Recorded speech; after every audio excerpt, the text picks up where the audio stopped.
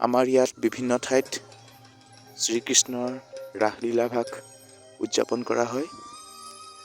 বিভিন্ন স্থানত আমি জড়িত হৈ থাকোঁ, ক'ৰবাত পৰিচালনাৰ দায়িত্ব হিচাপে, ক'ৰবাত হয়তো বিচাৰকৰ দায়িত্ব হিচাপে। এইবাৰ প্ৰতিখন ৰাসতে আমাৰ প্ৰাণৰ শিল্পী জুবিন দালৈ শ্ৰদ্ধাঞ্জলি জ্ঞাপন কৰা হৈছে আৰু বিভিন্ন স্থানত দেখিছে আপোনালোকে এয়া শ্ৰদ্ধাঞ্জলিৰ বেদী স্থাপন কৰিছে আৰু সকলোৱে শ্ৰদ্ধাঞ্জলি জ্ঞাপন কৰিছে।